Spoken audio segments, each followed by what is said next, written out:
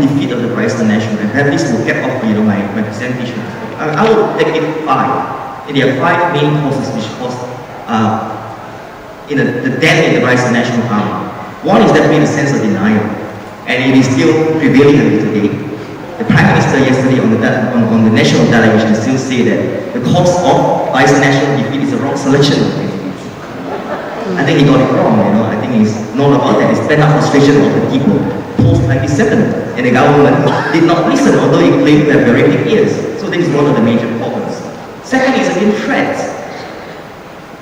Malaysian society have shown and told the government that we are the bosses and we do not like to be threatened. And this is the result. This is the result when you threaten us. So the Malaysian people have actually spoken, and I'm very, very happy to see that shift of power from government back to the people. And for once, I think politicians from both sides of the fence will have to fear the people. They know that you can put them in, you can throw them out. That's why I said that, I made a comment in one of my articles by saying that the Kelantanese voters are very unpredictable. The Penang voters are very brutal.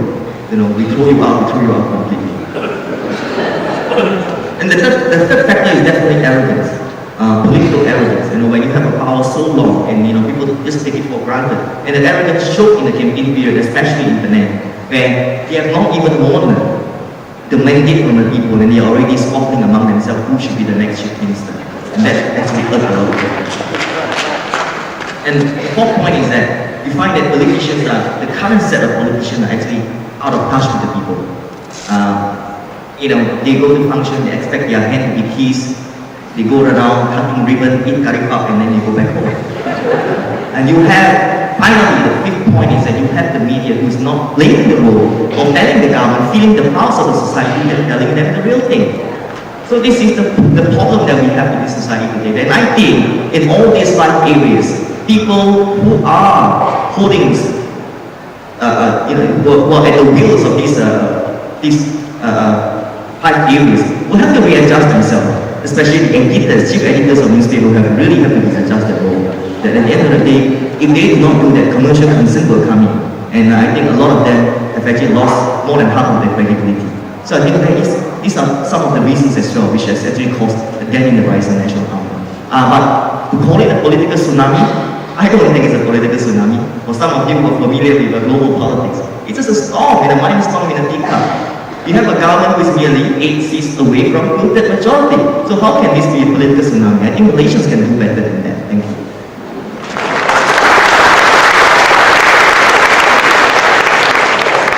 To me, knowing too, it's a tsunami for him to stop well before his time. But I think he is going to make a comeback. I've had problems with him from time to time because he will tell me things and I will argue with him, and then he's quite happy going to his pub, but I got to go to sleep and can't sleep. Now I have come to a good friend, Saudara Zainul Ahmad. The only thing missing about him now is his pipe.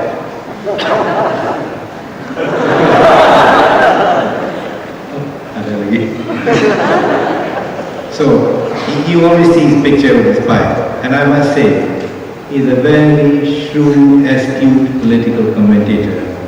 He says it so gently that you do not know what hit you. Give him a clap.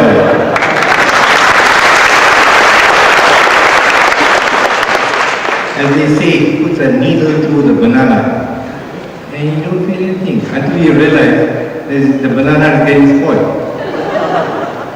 So, I must say, despite the clamp down on the press, or the discouragement from on top to the press to be really free, he manages to get his point across. And that is something I must learn, and we can all learn. And I want you to welcome him warmly.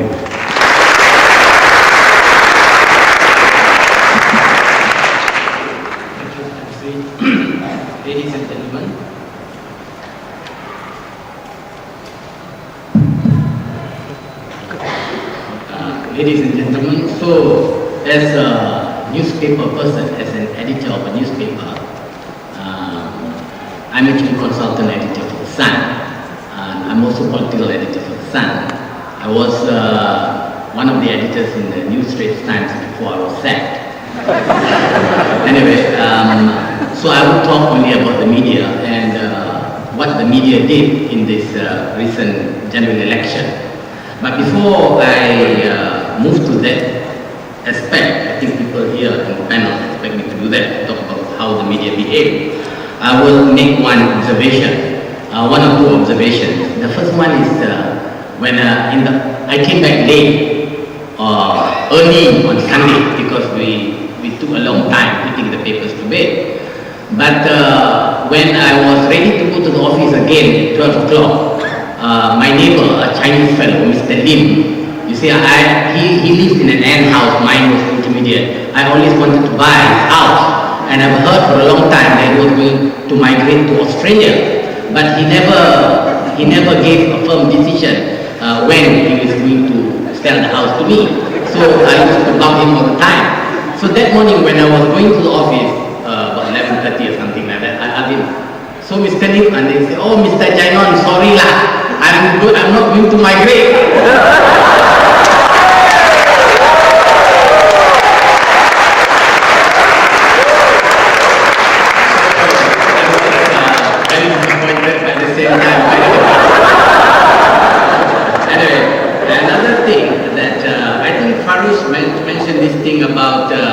About the many superstitions that we used to have. And he mentioned the observation he made about him being at the PAS headquarters in Kota Baru, and when they announced that Lim Kit Siang or Guan Eng had won, the PAS crowd, they cheered.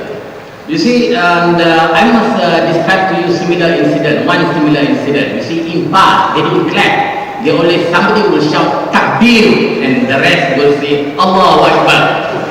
See, so in the campaign, on the nomination day in Sungai, my hometown, the candidate, Barisan candidate was Zainuddin Maidi, the information minister, my favorite minister. And he arrived with the Barisan national crowd, as usual. And on the PKR side, there were three groups of people. And two of them, one Chinese group, they had this drum which they used to accompany the lion dancer, but there was no lion, only the drum. And then we had the tabla, and it was going on and on and on non-stop. But once they stopped, somebody would shout PKR, and then somebody would shout the name of the candidate. And then once in a while, Hindra, even Hindra was mentioned. Openly, and where most people, most mainstream media, they shy away from mentioning Hindra in their articles. And then vast crowds shout takbir, and the people will say Allahu Akbar. Of course, the Muslim will say Allahu Akbar. But occasionally, Indian fellows will say takbir, and vast will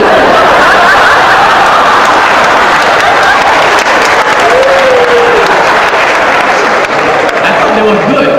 And on the morning, the 2 days later, this Indian fellow from the estate, Sungai is surrounded by many estates, and I come from one of those estates.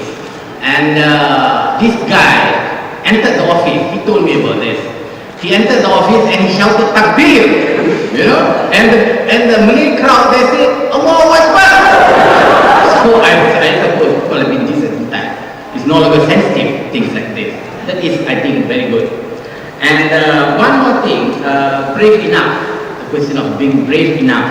I think the Barisan national leaders were not brave enough, especially the government leaders, like the candidate to be an astronaut. They could have easily selected the Indian girl. I thought it was obvious at the time, but no. They decided that the majority community must have that position. And of course, Lim Kit Siang never ceased to scold the government, calling him, refused to acknowledge him as anything else but a space tourist.